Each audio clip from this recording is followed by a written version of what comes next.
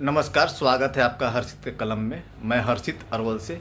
आइए आपको एक ऐसे शख्सियत से मिलाते हैं जिनका राजनीतिक करियर शुरुआत से छोटे स्तर से होते हुए किस स्तर पर पहुंचे हैं, उन्हीं की जुबानी सुनते हैं। सर, थोड़ा अपना परिचय दे दीजिएगा। संजीव कुमार जी। भारतीय जनता पार्टी जिला उपाध्यक्ष का अरवल का दायित्व का निर्वहन कर रहा हूं। सर, थोड़ा सा अपना राजनीतिक करियर के बारे में प्रकाश डालिए। राजनीतिक करियर क्या मैं बताऊं। मैं जब से इस क्षेत्र में आया हूं, छात्र जीवन से छात्र राजनीति में जब मैं कदम रखा था, उस समय ये सोच के नहीं आया था कि हमें राजनीति करना है जी। हमें किसी पद, और क्योंकि हमारे यहाँ सिखाया जाता है कि विद्यार्थी परिषद में जब काम करते थे तो उस समय पद नहीं कहे जाते, दायित्व कहे जाते हैं। और दायित्व का निर्वहन करना जी। कि अपने आप को संगठन ने जो दायित्व दिया है उसका कितना आप निर्वहन कर रहे हैं। तो मैंने जो सोच कर आया था कि मैं अरवल के छात्रों के लिए आवाज बनूंगा, क्योंकि मैं जब कॉलेज के अंदर में उस समय मैट्रिक का स्टूडेंट था, एक लड़का के साथ में, मैं अपने दोस्त के साथ में गया था कॉलेज के अंदर में, और कॉलेज के अंदर में छात्रों के साथ अवैध वसूली हो रहा था, मतलब शोषण हो रहा था। गया में? अरवल में। तो मैं देखा कि अरे ये तो बड़ा गड़बड़ हो रहा है, ये अवैध तरीके से 500 रुपया कोई बिल नहीं दे रहा है। और साथ में गए थे हम, तो हम इस चीज को देख रहे थे, मगर हम ज्यादा उसमें दिमाग नहीं लगाए।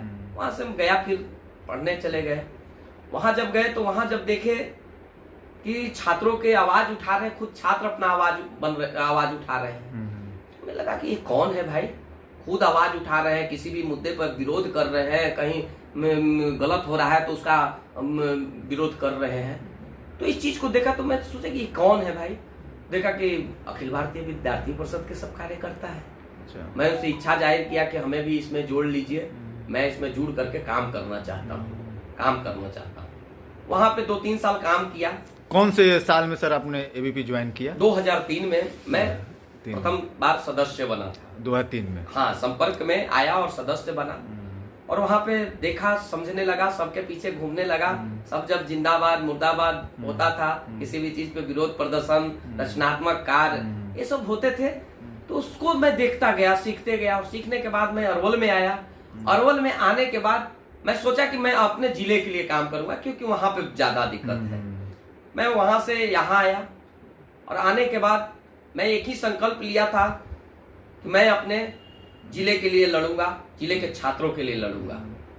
और उस समय कम उम्र भी था, और हमारे लिए अरवल अनजान शहर था। हमारा जिला मुख्यालय से 25-30 किलोमीटर की दूरी पर मेरा घर है। और मैं सोचा कि कैसे होगा। मैंने एक ही संकल्प ले रखा था कि हमें छात्रों का आवाज बनना है, और आवाज को ऐसा करना है कि छात्र यहाँ के खुद जागरूक हो जाए और खुद बुलंदियों के साथ आवाज को, किसी भी विरोध प्रदर्शन हो, किसी भी रचनात्मक कार्य हो, खुद छात्र करना शुरू कर दे। ये संकल्प लिया था। और मैं आ गया अरवल में, घर से भाग करके एक लूजर और एक टी-शर्ट और एक गमछी लेकर के मैं घर से भाग आया था। और 9 साल मैं घर नहीं गया था। अच्छा, 9 साल मैं घर नहीं गया था। मेरा सिर्फ एक काम था, एक ही काम था, छात्रों के पास जाना, छात्रों से मिलना, उनकी क्या समस्या है, उनसे मिलते लोग जब विवेकानंद जी की जयंती आती थी तो उस समय निकलते थे, तो कोई हमारे साथ तो था नहीं, अनजान शहर था, कोई था नहीं मेरे साथ। और हमको काम भी करना था, क्योंकि हम काम नहीं करेंगे तो कैसे चलेगा, क्योंकि हम जो संकल्प लिए हैं वो संकल्प को सिद्धि तक पहुंचना है। तो वहां से जब हम निकले आए तो 12 जनवरी सभी जिले में शोभा यात्रा निकल रहा था, सभी लोग बहुत धूमधाम से मना रहे थे। हम सोचे कि हमारे पास तो लोग नहीं है, हम कैसे क्या करेंगे। मैं सोचा कि मैं खुद निकलूंगा, और झंडा लिया, अकेले एक हाथ में विवेकानंद जी का चित्र लिया, और पूरे शहर में घूमा। पूरे शहर में, अरवल के पूरे शहर में गली गली में घूमा, और बस इतना ही कहा करते थे, स्वामी जी का क्या संदेश, सुंदर सुहाना अपना देश, स्वामी जी का क्या संदेश, सुंदर सुहाना अपना देश। घूम में पड़े हैं लोग, देखते थे कौन है भाई। किसी भी विषय पे हर एक जिले में, क्योंकि यहाँ पे तो छात्र संगठन था नहीं, अभी था नहीं, और जिले में थे तो और जिले में से सूचना मिलता था कि हमारे के यहाँ तो आज नीतीश कुमार का चाहे किसी भी मुख्यमंत्री का पुतला दहन करना है, क्योंकि इस चीज पर विरोध है, ये चीज पर अति है, तो भाई पुतला दहन करना है, कैसे होगा कैसे होगा। तो हम तो सोचते कि अब तो हम अकेले हैं, कैसे कर पाएंगे भाई।